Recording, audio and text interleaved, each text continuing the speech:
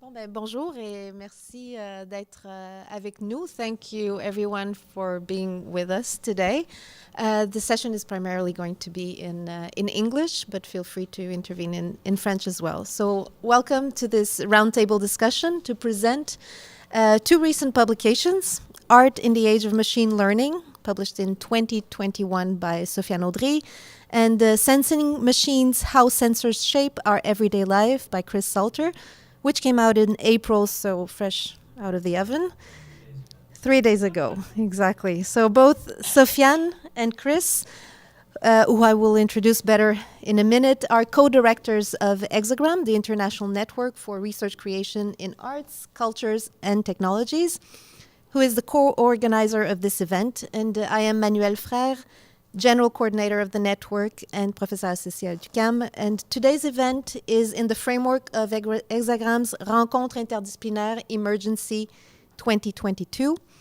We are at Anteism Book Space in Montreal, who are also co-organizers of this event. And for this occasion, Anteism have curated a small exhibition presenting a selection of works by machine learning artists that are discussed in Sofian's book, namely Refik Anadol, Sophia Crespo, Erandy, David Jhave Johnson, who's with us today as well, Anna Ridler, Mike Taika, and Ben Bogart. So thank you, Ryan and Harley, from Anteism for welcoming us into this space and for this beautiful exhibition. Thank you also to the technical teams, Madeleine Black and Pascal Barchart at Anteism, and Gabriel Couillard, who coordinated the event for Hexagram. And let's do some brief introductions to our authors and guest speakers today. So we have the authors, Chris Salter, artist, professor at Design and Computation Arts at Concordia University in Montreal. His artistic work has been presented worldwide at the Venice Architecture Biennale, at the Barbican Center, ZKM, amongst others.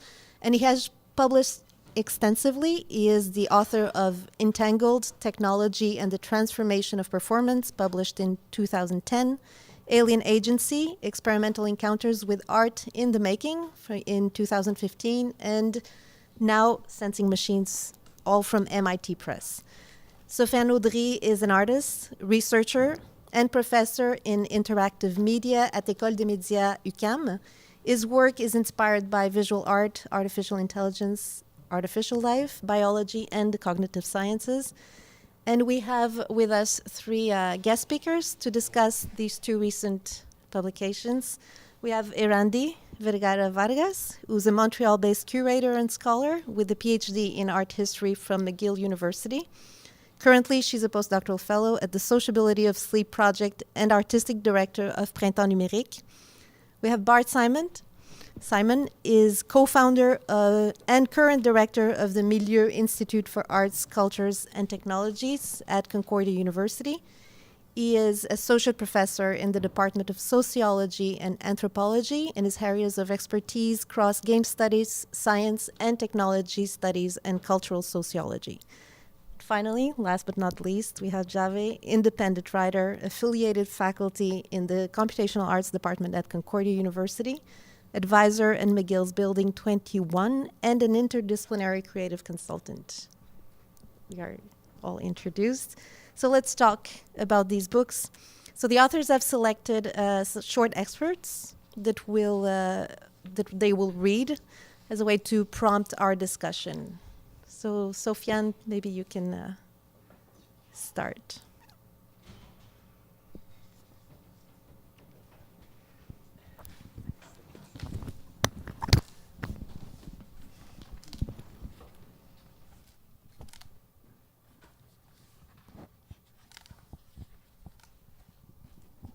So I'll read the first few chapters of the introduction to the book. And before starting, I just want to say I'm really happy and really touched to be surrounded here today with such smart people, and with to have the chance to be here with these fantastic works also by artists who have been part of my life, I have to say, over the past few years, I've discussed in the book. So thank you all for being here, and I'd really like to thank Anteism and all the artists also who have generously shared their work so that we can enjoy this exhibition today together. December 1992, Berlin. Aglapheme becomes one with the electric guitar. Her 6 artificial brains just got reset. Her floating point synapses sprayed with fresh Gaussian noise, leaving her clueless face to her body environment.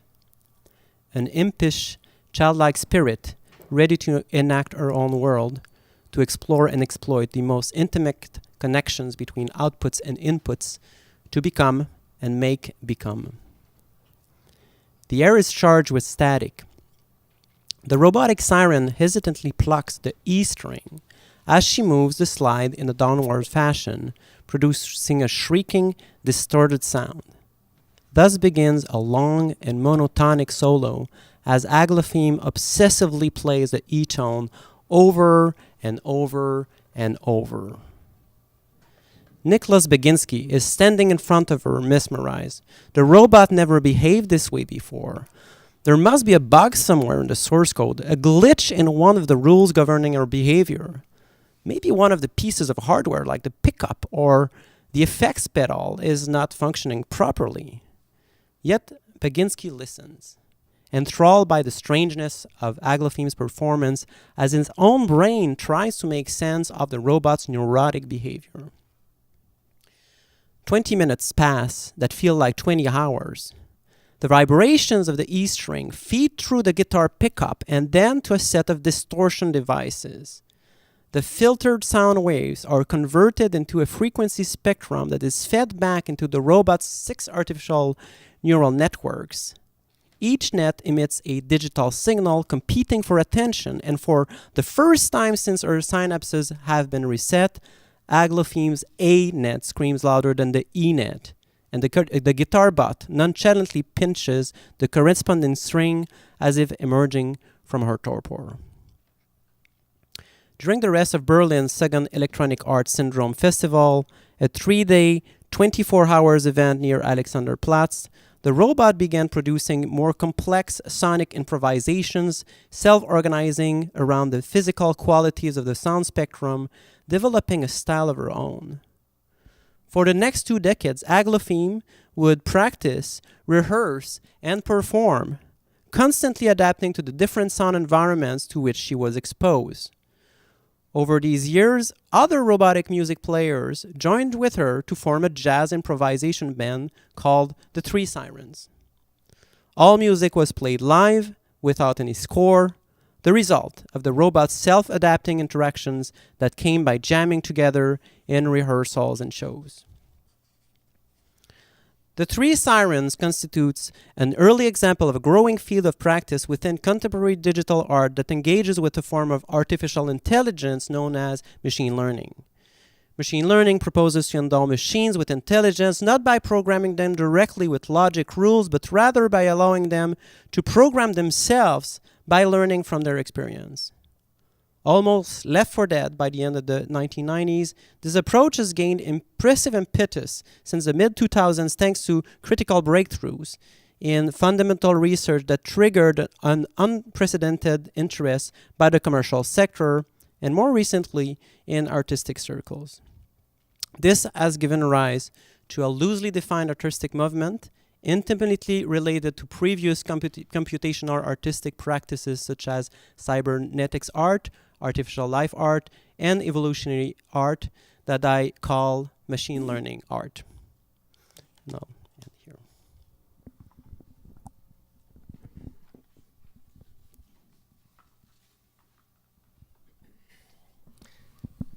The alarm rings at 6 a.m. sharp.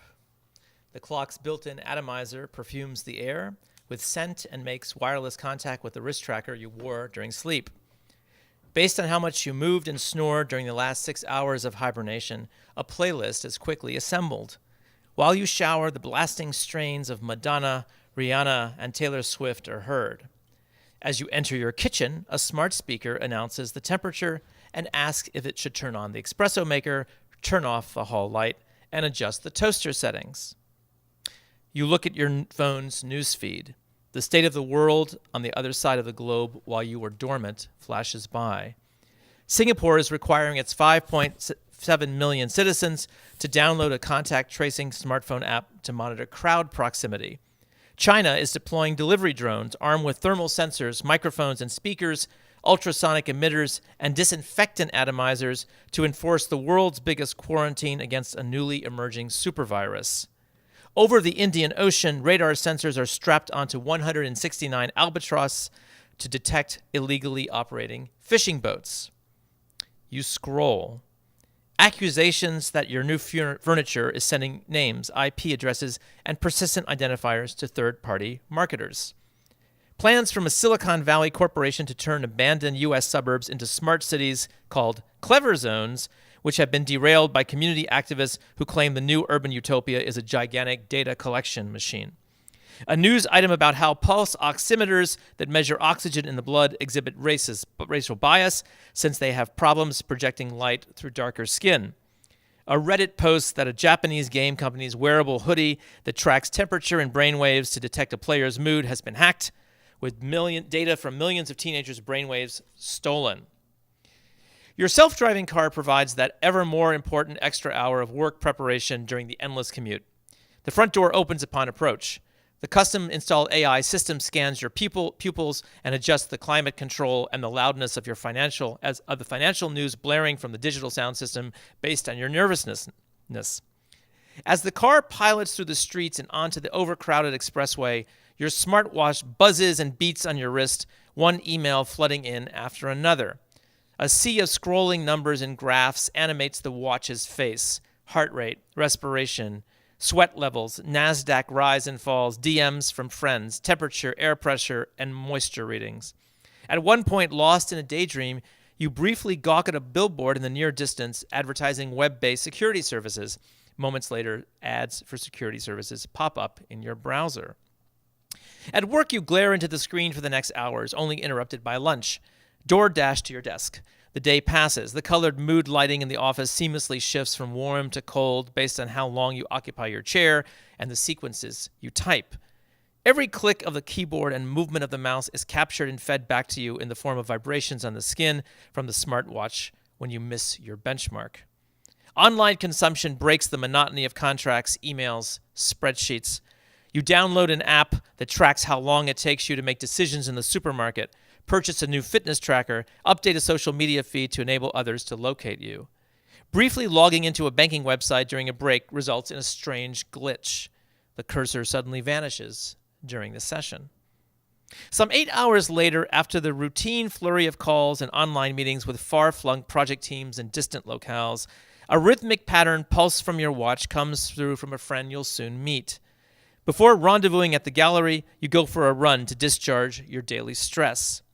The exercise is punctuated by your smartwatch's continual readout on your steps, breathing, and heart rate. As you change your running speed, the biometric sensors built into your earbuds adjust the rhythm and tempo of the electronic beats being piped into your ears. After showering away your sweat, upon arrival at the newest immersive experience space, another one, with your friend, the gallery attendant places a clear wristband on the arm not occupied by your smartwatch and smart disease tracking armband. You meander through endless labyrinths of light and sound. In one place, a sign asks you to enter a narrow passage and stand in the center. As you follow the instructions, life-size projections of animated creatures, floating characters, and abstract bursts of light swim on the walls. Colossal 24K 10 billion pixel projections of anemone-like flowers follow your movements as changing scents are diffused from the walls and the floor. Hunger takes over. The new experience restaurant is waiting past the gallery exit. The gastronomic journey, in quotes, is designed to last 3 hours, and the attendant scans you and your friend to gather data to customize the meal. You are paraded through a series of different rooms, one for each course. Cocktails arrive that steam and smell. Tastes extracted from now extinct flora and fauna are served up as foams, sprays, and spheres. The main courses appear in a space plunged into total darkness, with each dish accompanied by tactile and sonic signatures. Dessert arrives in another space, hung with mammoth plastic strawberries and watermelon slices and flashing videos on a dozen wall-mounted screens. Liquid nitrogen-treated ice cream, popsicles wrapped in gels, a 1-meter-tall manchego cheesecake pumped with air closes out this gastronomic overload. Now, dancing is finally on the agenda in the accompanying club housed in the bowels of the gallery. Your wristband allows entrance. You dance in the sweating crowd. The floor beneath you palpitates, changing color and rhythm with your moves. Moving lights in the ceiling zero in on different groups of dancers. Their track wristbands light up in dozens of colors that pulse and glow in sync with the DJ's rhythms. The air is tinged with haze and smoke, the after images of strobe lights and the pounding beat. Ecstasy after the long lockdowns. Arriving home 2 hours later, you wind down, donning the latest headset that senses and records brainwaves. You glance at the readout on your phone, digitally scrawled waveforms that ceaselessly fall up and down on the screen. Closing your eyes, you alter the signal by falling into a state of alert calmness. Enlightenment nears. More minutes pass. The readout's sudden jerks and wild oscillations gradually become a smooth, undulating curve. You remove the headset, brush your teeth, set parameters on the wrist tracker, and fall once again into deep slumber. Welcome to sensory life in the 21st century. The story might sound like science fiction, but for an ever-increasing percentage of the planet's socially, economically advantaged populations, it is, or will soon be, daily reality. The events in the preceding narrative have something in common. They all involve what I call sensing machines, electronic sensors, machine intelligence, I put intelligence in quotes, human labor and material infrastructures interwoven with our living, breathing, and moving bodies that sense, interpret, and act on the world. This book tells the story of this world, one where more electronic sensors and computers than people now occupy the planet, some 30 to 50 billion in 2020, and expected to be 1 trillion soon thereafter. It explores how we interact with these sensing machines through our long-evolved human senses and how these machines sense, also in quotes, and act on us. Sensing machines run the planet. From the intimacy of our homes to the outer reaches of the earth, they shift our understanding of space and time, bodies and machines, self and environment.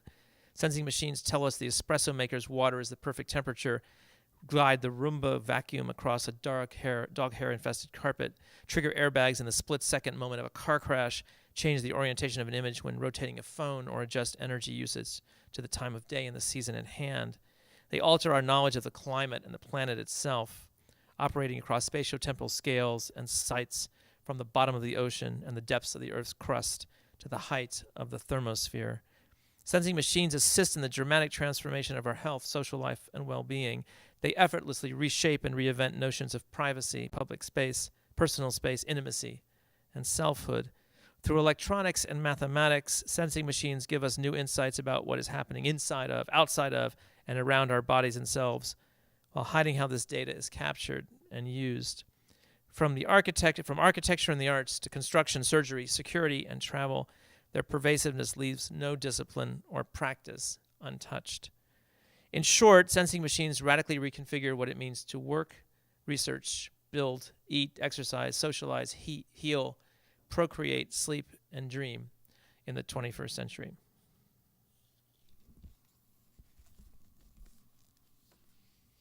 It'll be a cheery discussion.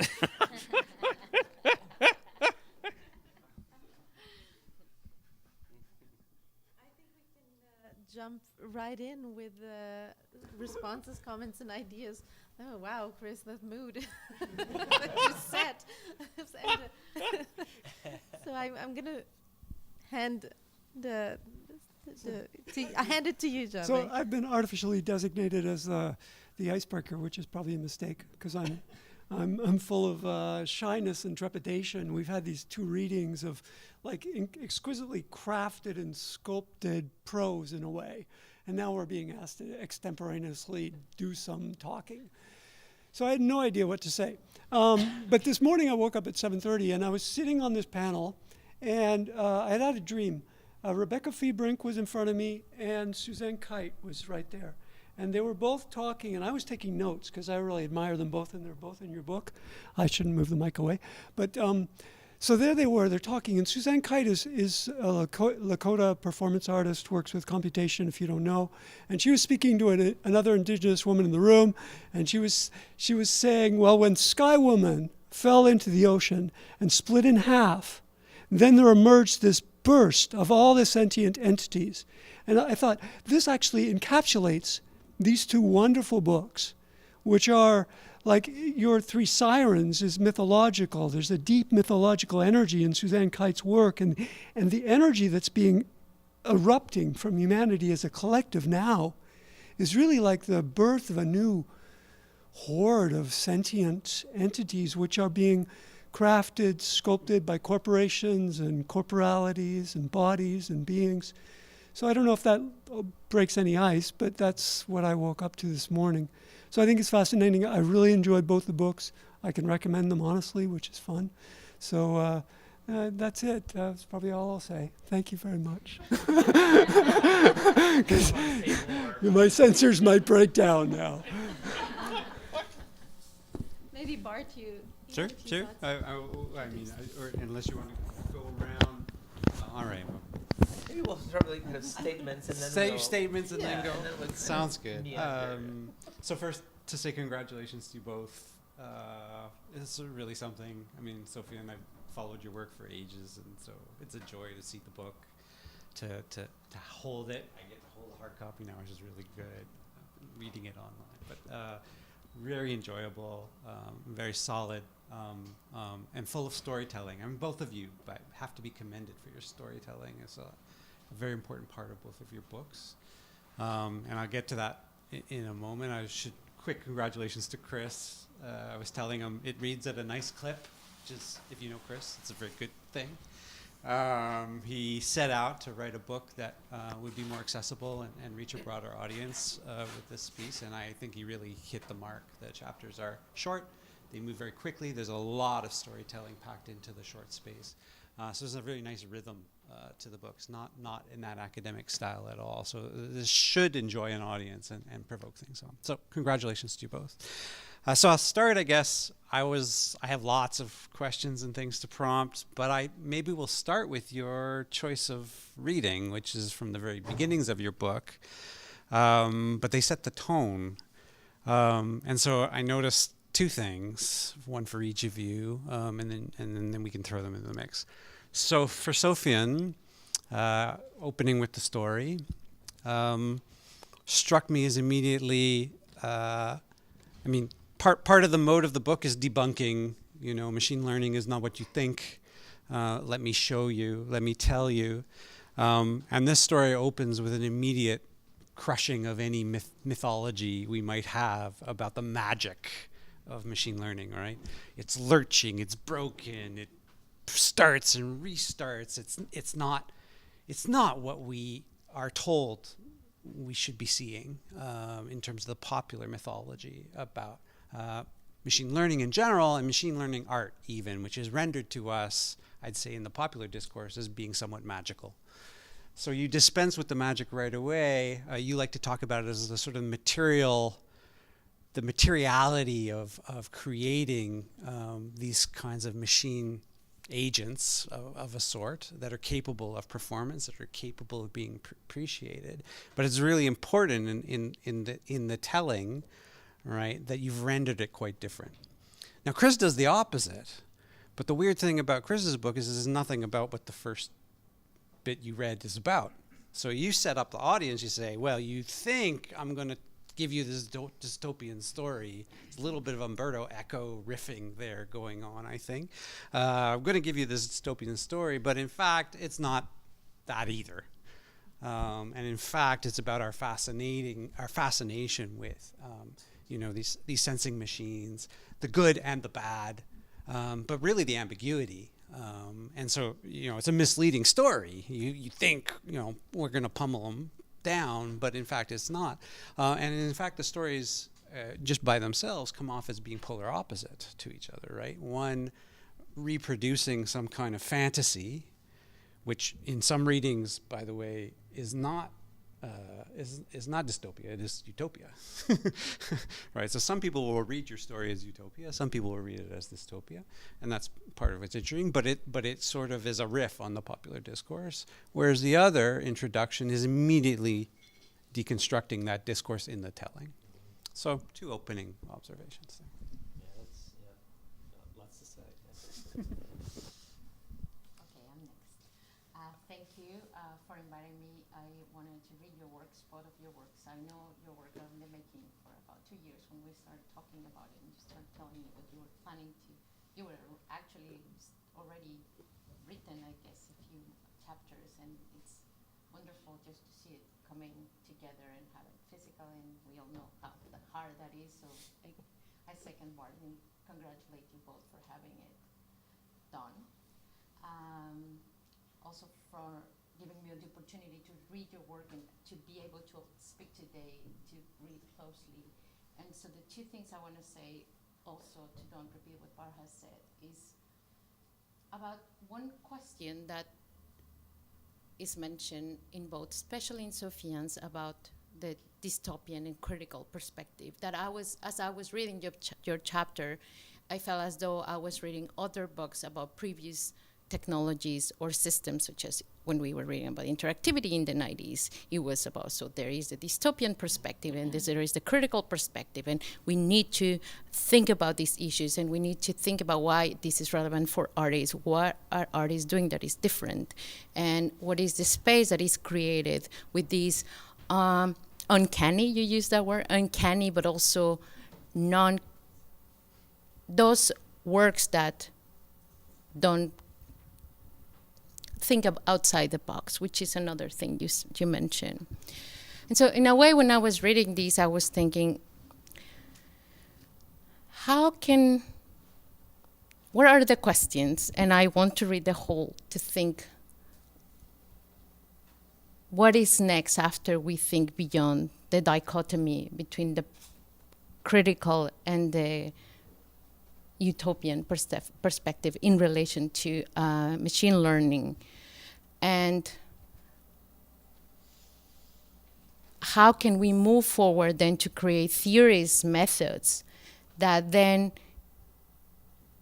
infused by other theories that you mentioned briefly in the other chapters, like questions about algorithms and bias and marginalized communities, how can these questions that have been asked in other fields can then nourish a different understanding of machine learning and moving beyond the dichotomies and trying to build productive ways of looking at why it's relevant that each artwork using machine learning does it in a particular way, because it's not creating theories that apply to all works using machine learning. And that's why I appreciate your chapter breakdown that follows the structure of machine learning in itself, but then provide case studies.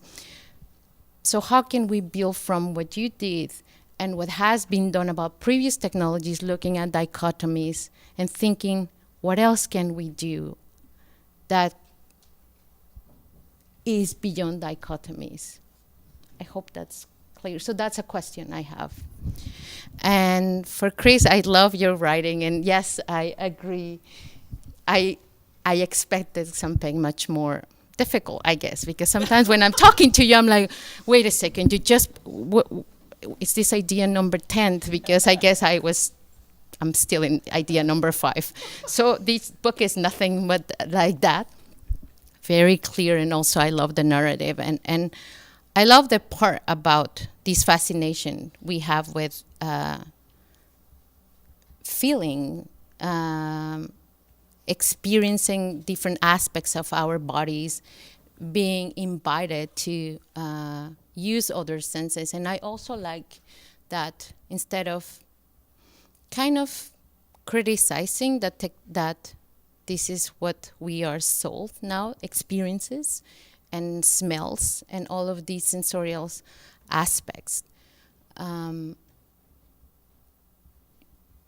question is, why are we fascinated by them?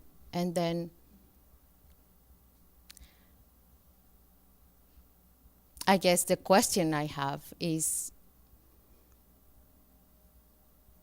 why do you think is that fascination going to be, or how is it going to evolve when these systems are much more refined? And these not so far future that your introduction beautifully maps out. How is precision going to be relevant, and how non-precision could bring what? You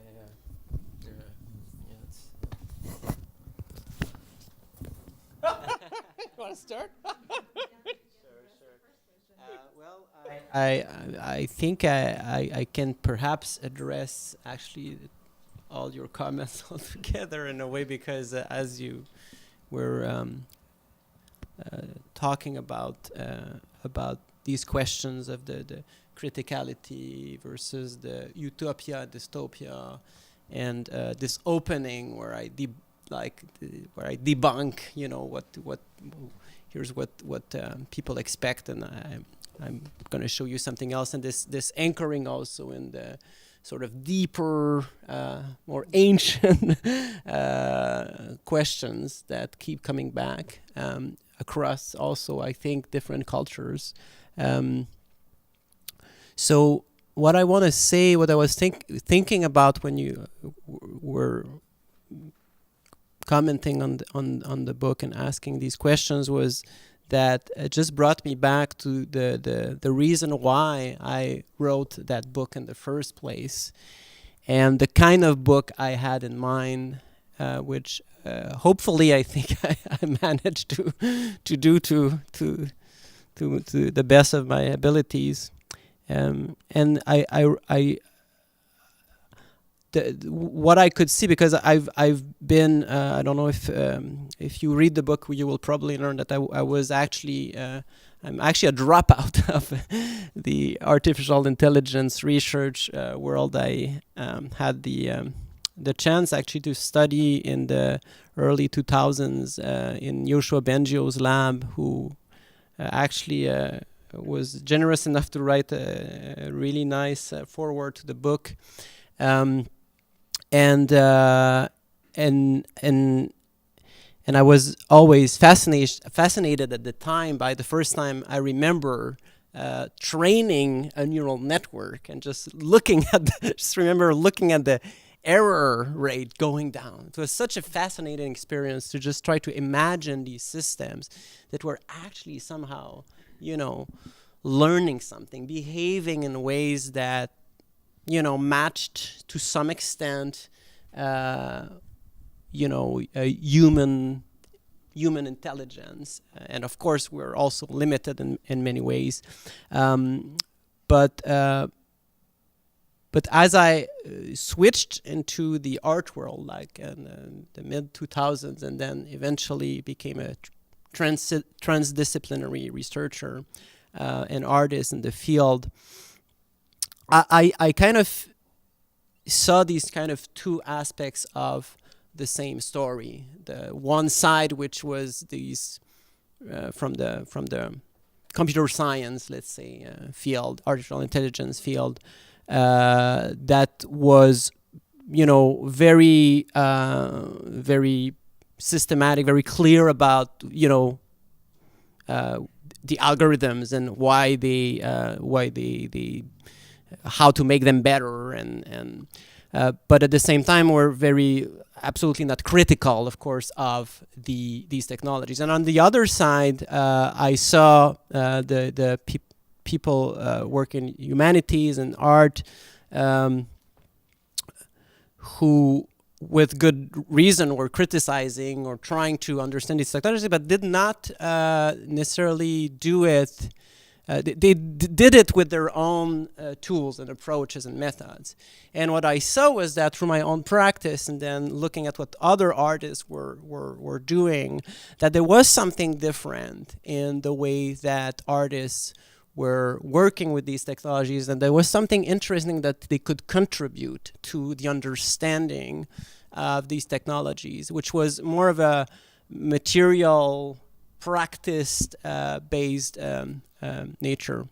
And so just back to the book. So I wrote this book for just thinking about, first of all, what kind of book would I have liked to read if I was one of my, undergrads, or if I was an emerging artist, or just someone who did not was interested, was curious, but didn't really know how to start. So I didn't want to put any mathematical formulas, yet I still wanted to explain what these systems were, not because I know them, and I think that you need to, if you want to work with them creatively, you need to, if you want to understand, I think for me, you need to understand what they are, what's their structure, what's their materiality. So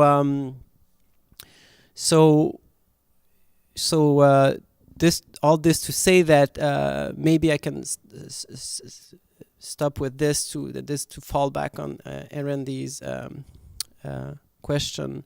I recently, one of my students read the book and said, well, it's really really useful. I read this, I understand. So I'm like, great, cool, that's what I want. But he said, it's not very critical. And I said that, it's true. I mean, but there are other books that deal with that. There's plenty of other books that. Well, so if you're, and they do it much better than me. So, and my book, contrarily to Chris's book, is meant for maybe a more, less of a broad audience. So it's really much more written for artists and curators. But to my surprise, actually, what I found out was that there is an interest from people who are not necessarily artists or who know very few, because they read the book and they either, if they don't know about the technology, the book is very pedagogical, so they really understand it through these case studies, which are these amazing artworks, so they kind of can learn something about these technologies. And on the other hand, that was also a big surprise that there seems to be a strong interest also from people who work in the field of machine learning, computer science, deep learning, who are on the other hand, they know the technology, but they're they imagine maybe that like my own self when I was in my 20s, that I could that they could automatically create art, and now they read this book and they discover something that's much more nuanced and much more I don't know if I have the right answers, but I hope I bring something else to the discussion, so that if I could, I hope I can do that, but if I do, then that was my objective with the books. So let's see if I can address all these questions. I like very much what Sofian just brought up about the question of critique.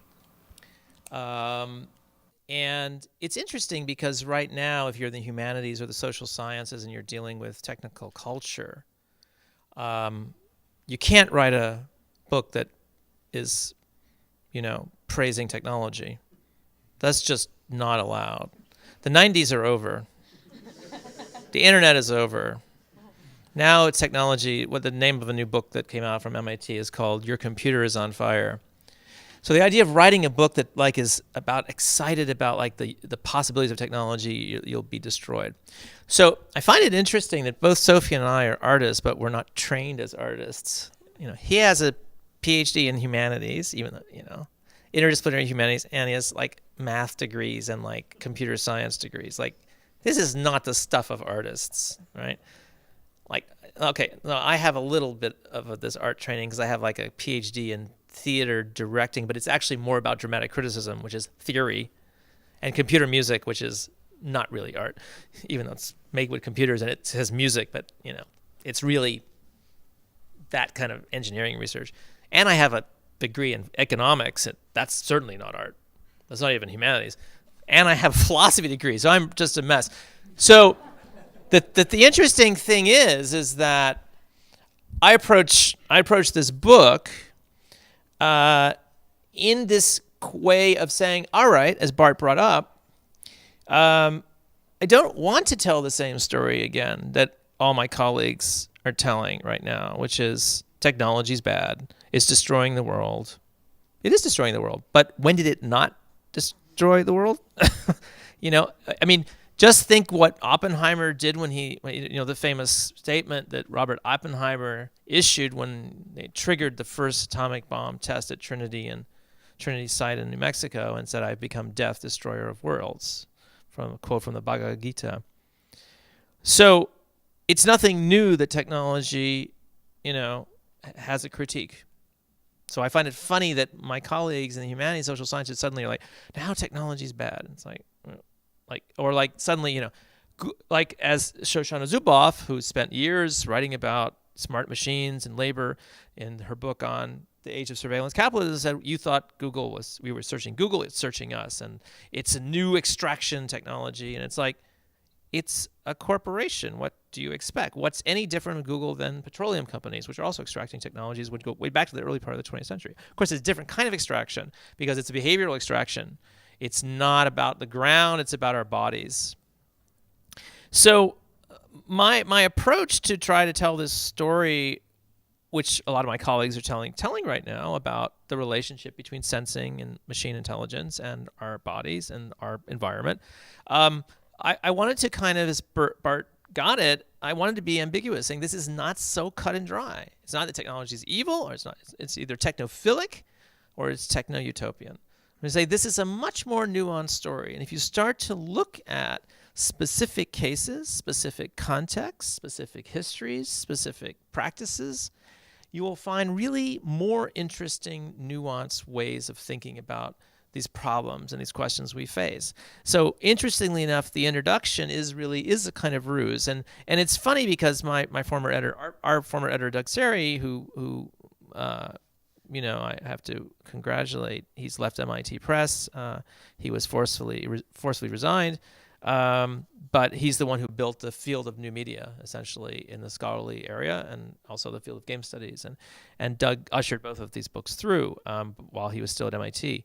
And we went back and forth about the introduction. And originally, the interesting thing about this book is it started out as a book about a kind of cultural history of a weird discipline called psychophysics.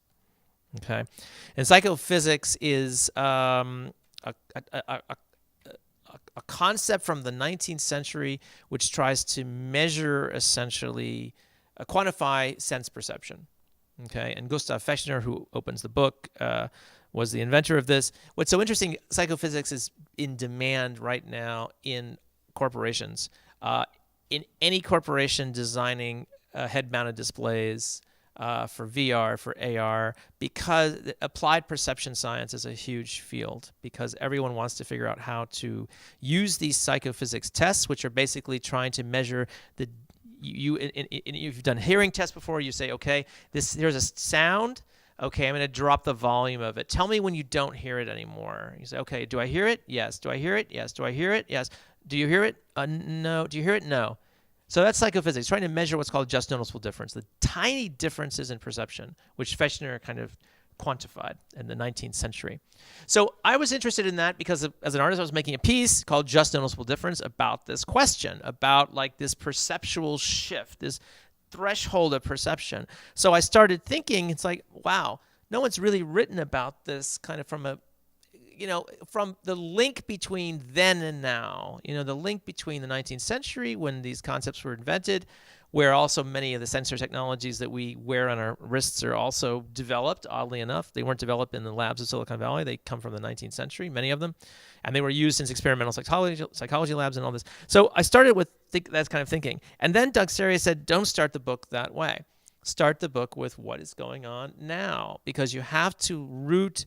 Even I wanted to tell kind of historical, and we were just talking about history, and we'll get to this in a second. I wanted to tell a kind of historically anchored story about now. And what's interesting about that intro, as Bart pointed out, I just put the mic down. Well, I can show you. There's a page and a half of footnotes, which are all the citations for every single event in that first story. So the scary thing is, every one of those that utopian science fiction story, I gave it to a friend of ours, Tez, to read. He was like, wow, this is really like a downer. Like, this is really like the most dystopian thing I've ever read. I said, guess what? It's happening right now. The stories in that first story, that intro, have basically the things I've directly experienced. So there's no 24 billion pixel images yet, but they're coming. All of this is actually happening now. So the interesting thing is, it sounds like science fiction, but it isn't. It's really now. And as Bart said, I set that up really specifically because I get a little bit later and I say, okay, yes, sensing technologies are sucking our data. Yes, these sensors are biased and unfair because it's not the sensor that's unfair. It's tied to machines. That's the other thing. People in humanities think sensors are like these, kind of autonomous entities, just like they think algorithms are like these things floating out, these platonic things. They're actually not. They're material things rooted in like material technologies. And sensors make no sense without computers attached to them because you get a bunch of data. Sensors, it would be like having a nose without having a brain or a body. So anyway, just to finish this, so I started off by trying to tell a story which sounds dystopian, but it actually is not. Because the interesting thing is, and this is what I wanted to get out of the book, and this is what you each chapter of this book goes through a kind of moment in your life, running, sleeping, eating, and it takes that story and kind of like it blows it up and says, yeah, and it's constantly going back and forth between like desire. We desire these systems as human beings. We want to be connected to machines. As Sofian pointed out, the minute he saw basically the error rate going down in the neural net, like this is like fascinating because it's what did Arthur Clarke say, right? It's like between Arthur C. Clarke said, most technology is essentially like magic. So we also desire these things because they somehow take us out of the routine of everyday life, So there's something which is more complex than simply saying these technologies are there and like they're taking our data and forcing us to buy stuff. It's like, that's like the history of advertising. This is the history of any kind of predatory system in capitalism. And the interesting thing is that yes, these technologies are predatory and they're also liberatory.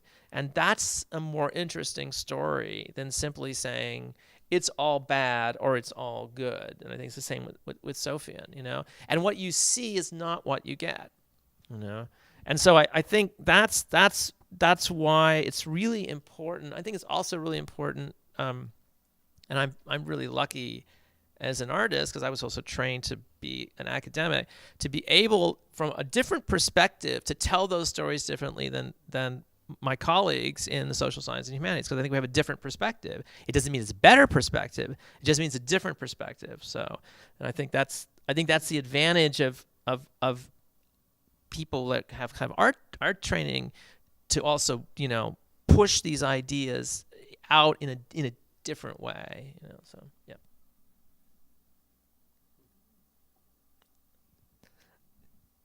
Time is going a lot faster than we think, and I just wanted to tell the audience that we please intervene the old-fashioned way or very actual way with Zoom. Yell at us. I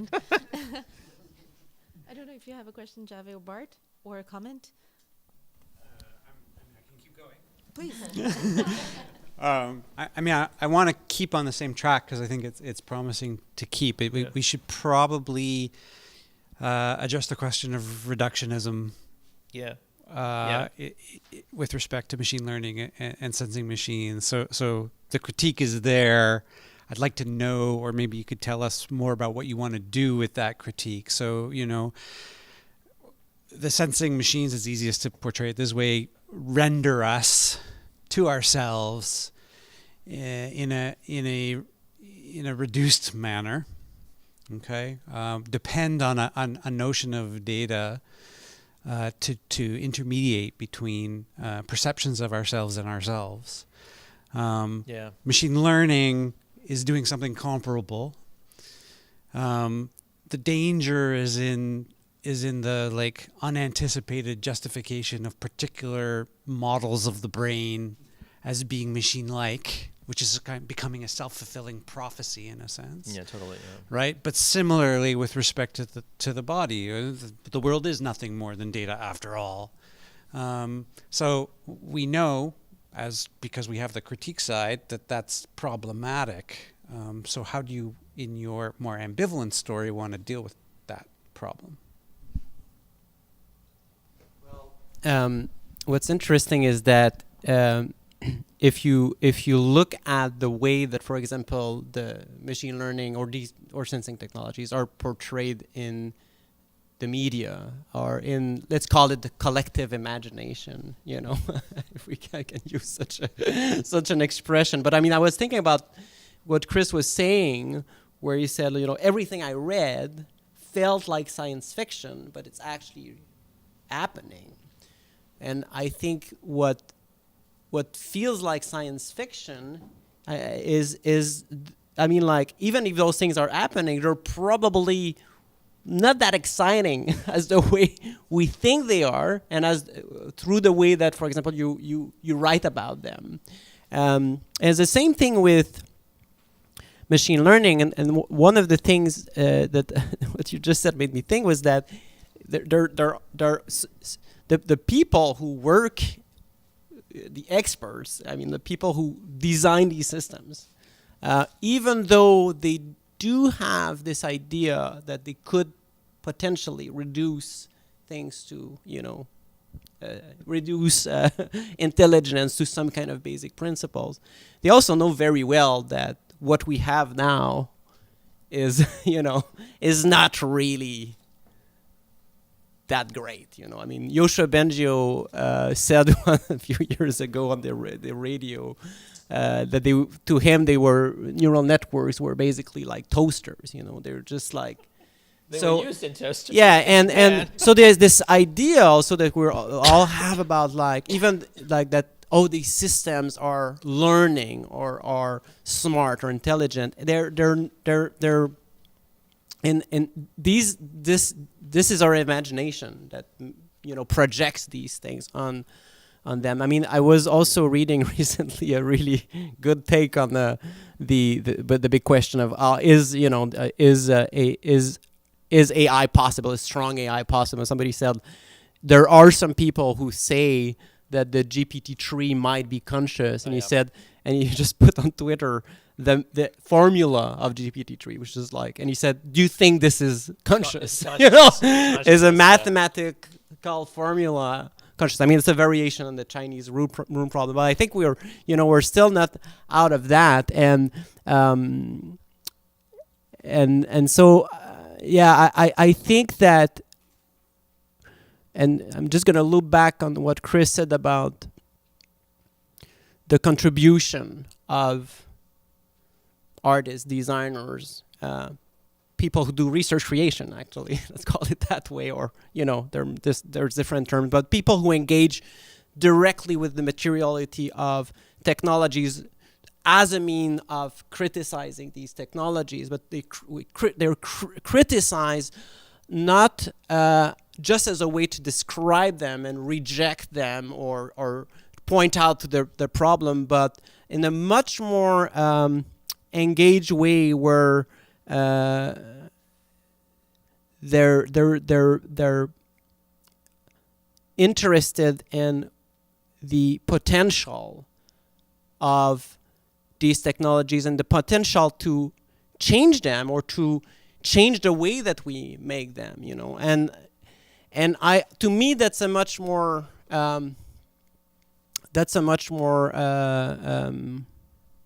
interesting thing to do than just to describe or criticize things. I'm not saying it's wrong to do it, but as a scholar, as an artist, I prefer to see, what kind of, like, yes, we can say AI is bad and it has these problems and blah blah blah, which is true, but that's because the kind of AI we have is created in a certain way by certain kinds of people embedded in certain kinds of power structures. But if we flip it around and we say, okay, well, let's see what we can do with what kind of AI could we do if we had took a different approach, if we were exploring it a different way, if we were basing it on different principles than the principles they're based on, which are really basically anchored in patriarchy and capitalism and you know. Let me. I know Maurice has a question. I just say one really quick thing to that. I think it's very interesting to respond to Bart too, which is that both Sophie and I have work with these things that we're talking about. So you know, it's different when you kind of put your. We were talking about this the other day, like put your hands, like David Rokeby said to us the other day, he's like, when you put your hands into like, you know, you have the kind of physical experience of what the algorithm does, you know, by moving or something. So like when you work with a sensor, you kind of know like, okay, this is a pretty dumb thing and like it doesn't really tell you much, and just like a neural network doesn't. So, you know, part of it is a demystification exercise. It's saying, you know, what you think these things are doing is probably not what they're really doing, you know. And that's, I think that demystification is really important. That's also critique, right? Because it's one thing to say, okay, I'm studying these, you know, I'm looking in archives and I'm talking to engineers and I'm going like, well, those engineers are so crazy, like, are stupid, like, why they're not critical, but I think that's really problematic. And so, because the imaginaries of engineers and artists and designers, you know, because they're all building stuff, you know, and the building of stuff it's a material practice. And so there's a different way you look at the world when you build things, because you kind of understand, okay, this is what this thing is kind of doing. Now, the repercussions of what that thing does, you know, is what you also need to look at. But so, yeah. Yeah, I just wanted to ask you. Hi, I'm Maurice. I'm a curator working for MUTEC and MUTEC Japan. And I've been working on AI a lot as well. And I feel like the idea of the criticality and that artists like critically investigate these technologies and especially AI, I feel it has been true for a couple of years, but I also see there's a shift happening now where like AI art and AI music is like commercialized, not in the way that like AI is making all the pop songs now, but actually as a genre, that there's like festivals of AI music, festival of AI art. And when you look, for example, at the AI festival that was organized by Sonar, which has like huge publicity and like huge kind of power in holding up certain imaginaries, there's no criticality in those conversations at all. So I'm wondering if that criticality, I mean, it might still be there, but it might not be in the public kind of image. That's not what arrives, and I'm wondering if that's something that you also perceived, or if or how to tackle that conversation. Does it make sense? Can I jump in and that's kind of interesting. just, I guess, push forward that question? What else than criticality can artists do? And this is something I like about your book. I like this intro because it explains something that for another in another context, let's say a lab on a company, this kind of glitch, this behavior where the robot is going out of script is against productivity and precision, which are methods that are sought by researchers because they have to produce results and seek precision. And so one thing that you mentioned in this case is how the artist feels excited about this thing that is happening, that the machine is learning by itself, and that in itself changed how he thinks about music, which it made me think about Cage and the story of the noise chamber, and thinking about how that make him think of music and composition in a totally different way.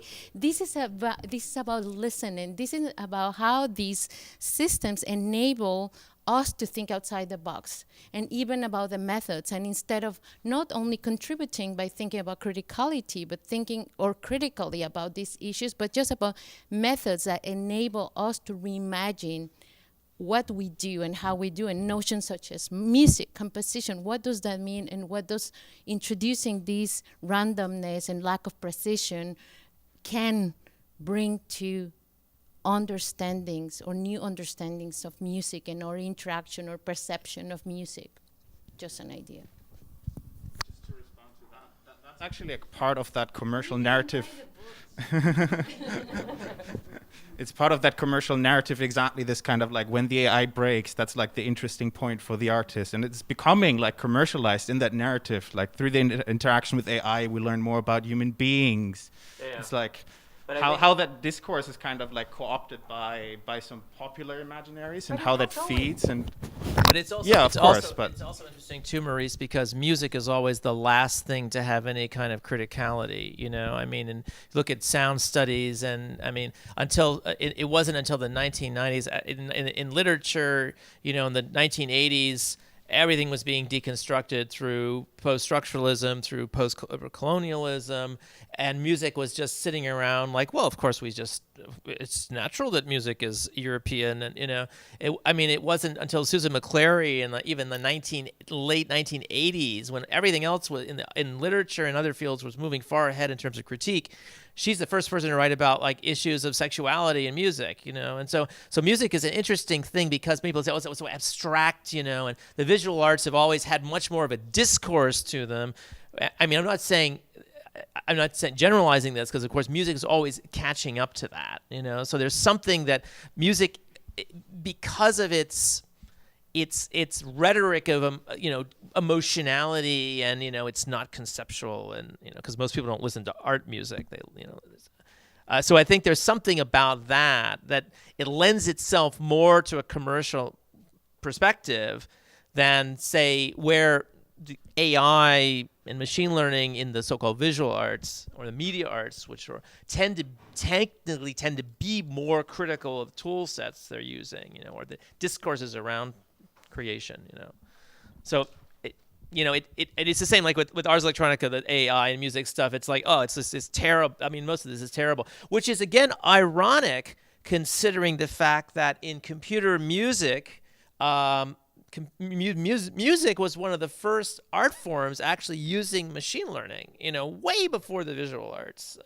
I mean, already in the wasn't doing anything interesting, but in computer music research, 1980s they're already using neural nets, you know, way before the visual arts caught on. You know, so at least in terms of machine learning, strong AI in the arts was another story.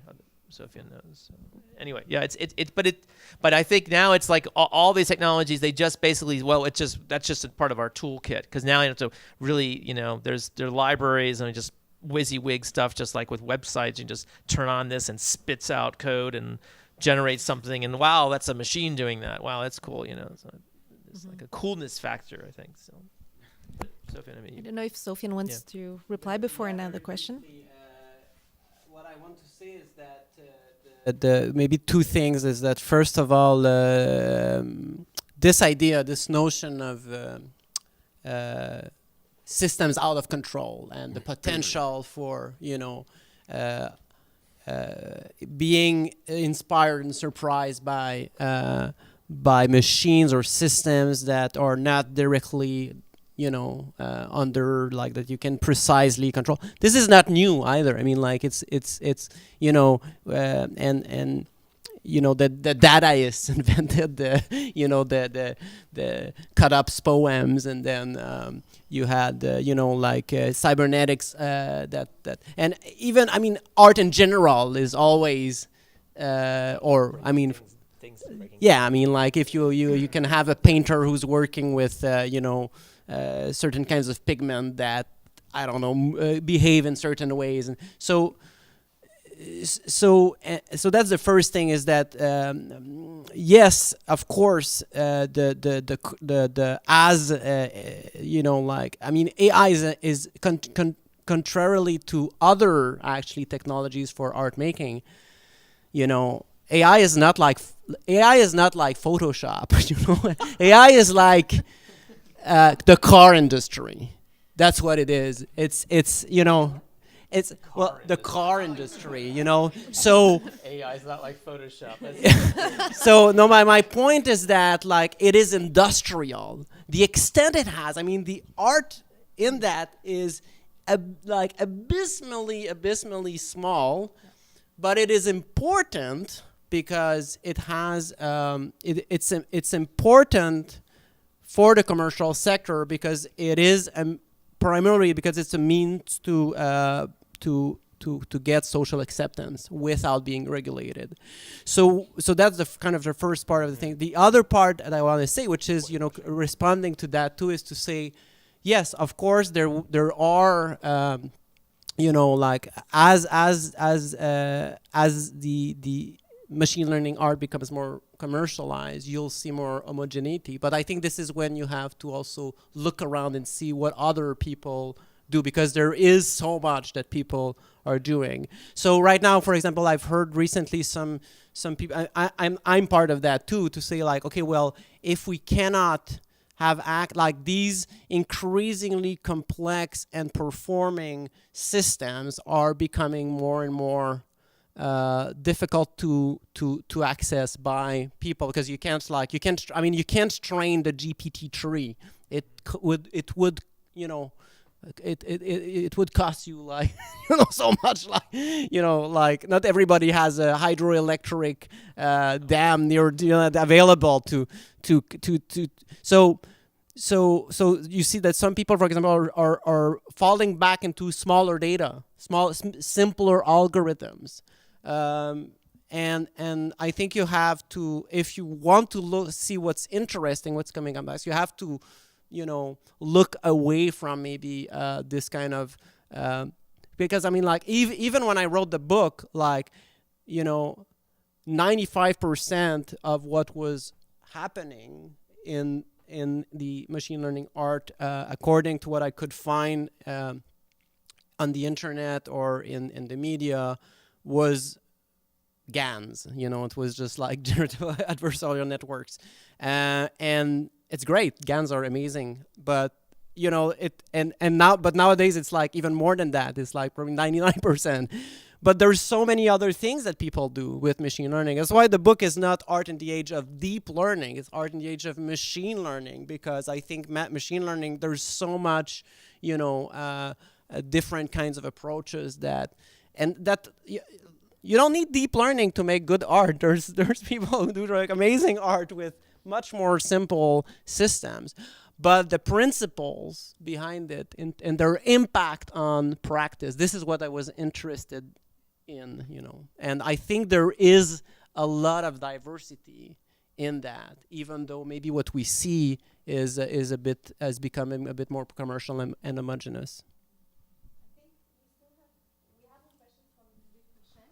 For the streaming, we will do just final comments, and then we can continue the discussion, but we'll perhaps have to continue. Luc, please. The fact that you're sitting next to one another inspires me a little bit, to like merge your two books. Like imagine that all the data your book is collecting goes into Sofian's, machine learning things. We get something quite powerful, And as you said, Sofian, it's still early in development, but you can imagine, because so many people are interested in that, and the industry is definitely interested in the power of this data-fed machine learning, deep machine learning systems.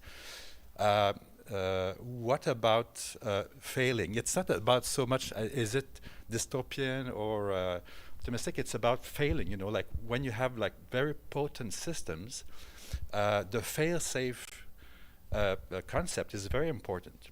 So what is the fail-safe in a very potent system, machine system? Is it safe for the machine, or if it's safe for the humans? If a system breaks, who is preserved?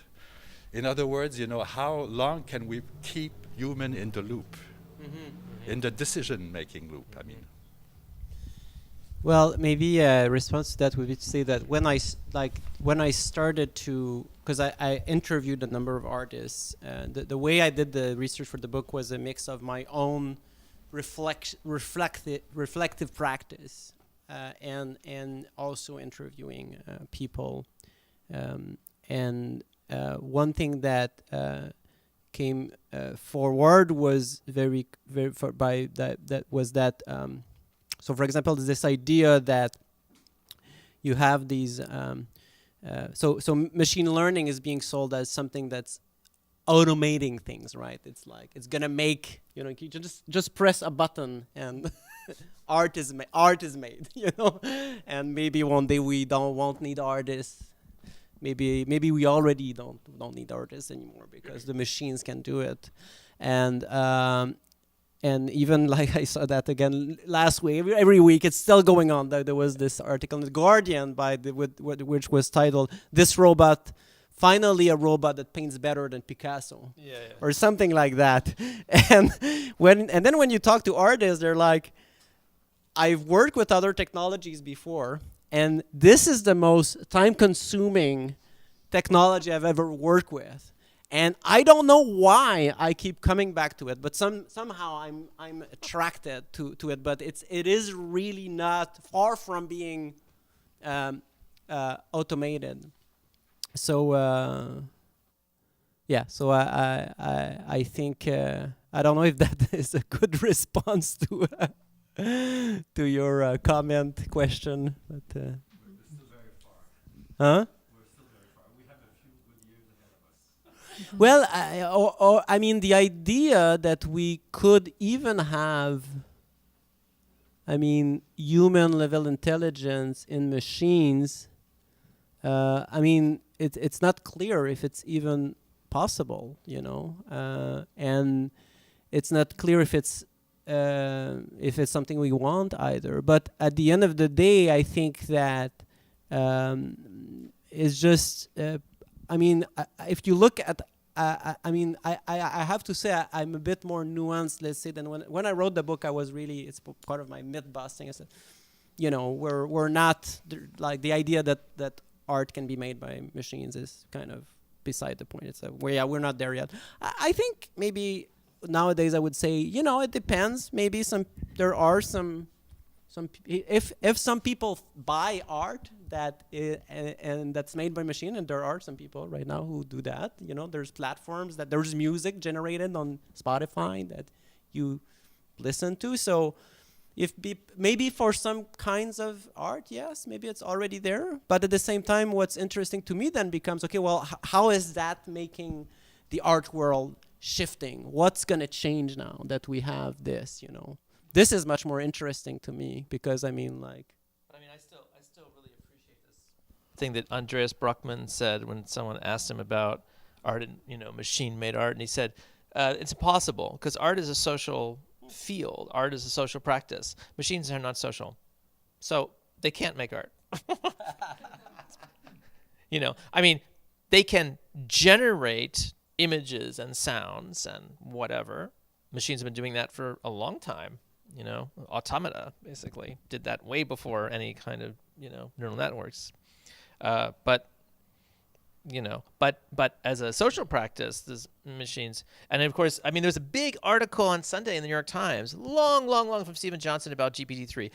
They all rehearse the same argument again and again and again and again and again and again and again. You know, is it the end of, you know, is it now finally we've reached, you know, artificial general intelligence? And you're just like, for those who know the history, you're like, no. Yes, it's easy to fool humans. Turing said that already in the 50s, you know.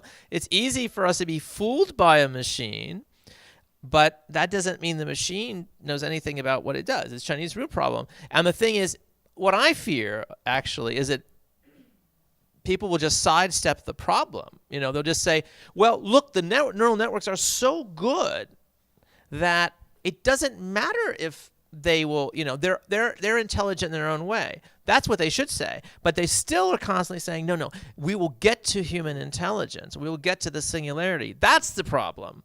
The baggage we have is this anthropocentrism of the machine. It's like the machine will get like us. It's like, no, the machines will become something else, like the plants and the animals and the trees and the air. They will become something else. And we're just bogged down by this stupid, constant attempt because we've made the machine. So, of course, you know, in the very Western belief, narcissistic belief of looking at ourselves in the water and seeing ourselves and going, oh, isn't that fascinating? We also have this fascination that the machines will be like us. And that's the problem. That's really the problem. Because what GPT-3 produces is not what humans produce. When you read it, it's like, yeah, of course it sounds interesting, and then you start reading like, okay, yeah, yeah, okay. But that's okay. It's okay. Actually, It's that's okay. great if you're an artist. Yeah. You know, because Exactly. and in a way, what's interesting is that they're not human yet. They do There's share. We something, yeah. recognize ourselves in some ways in what they do, and then there's also a part.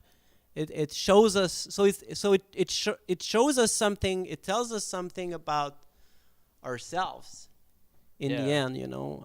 So then, that entanglement, I think, what both books deal with, that entanglement between humans and machines, and that shifting border is what's interesting, not the replacement.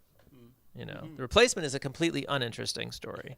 You know, it's that continual entanglement and the shifting of that, which is, I think, the interesting. Yeah. I'm going to invite guest speakers to a final comment before we cut the stream, even though our conversation here for those who joined us can continue. But maybe Jhave, Randy, Bart, you have a final minute comment. Please. You just said something. You know, my first question to you was, when I was reading your book, I felt that I was reading many Ars Electronica Prize. New categories. The you know, for those who know the history of media arts and just like art and computation in general, is always the same question: criticality, utopian, dystopian. And my question was, how can we move forward if we're using this same paradigm to understand every new technology that will come?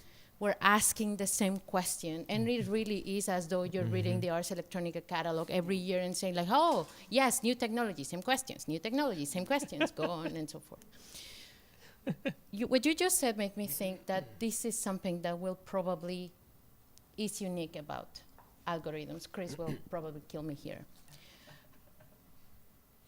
This way of looking at ourselves through this mirror, because we're creating these algorithms, and especially some of the examples you draw is about things that return this image of humanity or specific, let's say, sociopolitical, specific orientations or specific subjectivities, because they come from specific people in different places, blah, blah, blah. So it's not all humans. So the humans creating these technologies, the image they're returning from ourselves are different than other technologies. Maybe this is where you will disagree. What are they telling us about ourselves that can be a way to move forward the theory in ways that go beyond this paradigm of the positive and the negative? Is there, I don't have the answer, is there something that could be done there in the way that these technologies resemble us, but maybe return an image that is not so pretty of ourselves? And how can that be a way to build forward a different understanding of these technologies? Question out there for us to continue and give an opportunity to Jhave and Bart to have a final comment. Oh gosh, we could go on. Well, we can after. Afterwards, The yes. stream is So cut. I mean, my comment just picks up on all the rest, but I was going to take it in a slightly different direction. You know, if what your books help demonstrate is that the fantasy of general artificial intelligence is bullshit, in part by showing the materiality, the sort of like the ghost in the machine. You're basically showing the scaffold that holds the whole thing together and therefore disposing of the myth. Then we're still faced with a problem, which is that humans might find that just perfectly fine. So it's not about the machines becoming human, it's actually about the humans becoming the machines, because we want this world, where somebody wants this world that you're portraying. And, you know, if it's not going to be the world in which we imagine our humanity, we'll take this other version. And so there's still a specter there. And so maybe the artists have another layer of responsibility in terms of the deconstructive move that is implicit in the work, but maybe there also has to be another critical layer in terms of that myth busting. So the work itself is doing myth busting, it's physical enactment, But then maybe I'm starting to think there's a need for another layer of criticality through that work. Whoa, so much to think about there. To come back to the merger question, just for a moment, because I was the icebreaker, so now I'll be the ice maker. So if you were really to do the merger, like if we have all these sensors out there, the billions of them, these are the pores of the body, the little nerve junctions. And then there's the brain, which the responsibility of the artist now is to define what might be possible, what's next. Utopia or oblivion was how Buckminster Fuller defined it. And I was really quite moved reading both the books, thinking about war and hypersonic missiles, and understanding that now they're going to put the conditions for our annihilation are going to be those little brains. They'll be thinking very fast. They'll have 25 seconds to a couple minutes to decide everything. So we need a general intelligence, artificial intelligence, we can deconstruct the myth as long as we want, but these books contribute to having the historical grounds, to saying how do we reconstruct a mythology which is generative and open and loving, beyond the self somehow. So I don't know what that does, but I was just, contorted by emotion and theory at the same time. Okay, and thank you both very much. The books were provocative, and your book especially, I think, should be read widely by as many people as possible, because, and it's not the popular book. You wrote the populist book, but this book, like the artificial and intelligence machine learning art thing, really covers the terrain, because you know the mathematics of it, you know the materiality of those things, you understand it. And your book, Chris, covers the grounds of this massive diaspora of sensors, and it's exquisite as well. So if you haven't read them, go find a pirate or buy them or whatever. Yeah. We're going to be selling some books afterwards, so. And they're also available online. And they're also available online. Jhave, thank you. Those are the perfect final words. Thank you for that. Yeah. We'll continue the discussion here. I want to thank everyone for coming. I want to thank Anteism again. We're going to enjoy the exhibition and maybe a couple drinks, and look at our programming at Exogram for the rest of Rencontres Interdisciplinaires. And thank you.